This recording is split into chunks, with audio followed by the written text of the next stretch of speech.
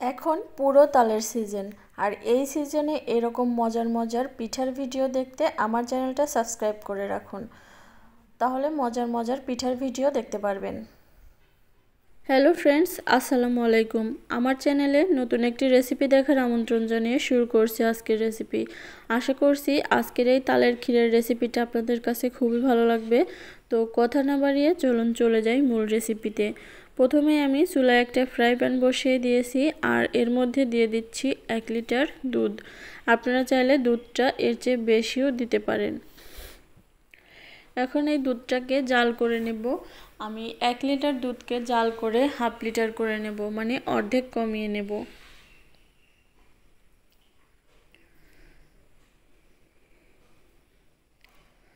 আজকের এই তালের ক্ষীরটা আমি খুবই সহজভাবে কিভাবে বেশি মজা করে রান্না করা যায় সেটাই শেয়ার করেছি। আশা করছি আপনাদের ভালো লাগবে। আজকের সহজ এই সিম্পল রেসিপিটা যদি ভালো লেগে থাকে তাহলে লাইক, কমেন্ট এবং শেয়ার করতে কিন্তু একদমই ভুলবেন না। আর আমি এখানে দিয়ে দিচ্ছি তালের পাল্প। তালের পাল্পটা আপনারা কমিয়ে বা বাড়িয়ে নিতে পারেন। এখন এই দুধের সাথে তালের পাল্পটাকে ভালো করে মিশিয়ে দিচ্ছি।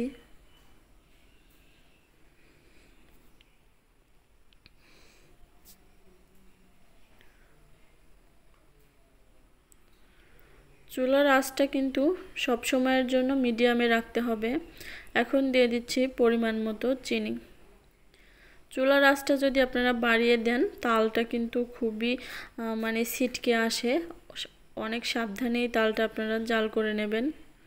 আর এ পর্যায়ে দিয়ে দিচ্ছি 2 চা চামচ সুজি।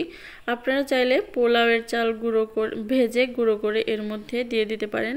আমি আজকে সুজিটাই ব্যবহার করব। সুজিটা বাইন্ডিংয়ের কাজ করবে। তো এভাবেই নেড়ে চেড়ে একটু ঘন করে নিচ্ছি। আর তালটা অবশ্যই সব সময়ের জন্য এভাবে নাড়তে চাড়তে হবে, না হলে ছিটকে কিন্তু গায়ে লেগে যাবে আর নিচটাতে ধরে যাবে। দিয়ে দিচ্ছি হাফ কাপ নারকেল কোড়া।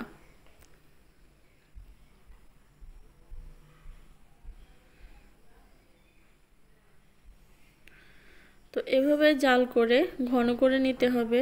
আর স্বাদ অনুযায়ী দিয়ে দিচ্ছি লবণ। আর যারা মিষ্টি খাবারে লবণ পছন্দ করেন না তারা চাইলে এটা স্কিপ করতে পারেন।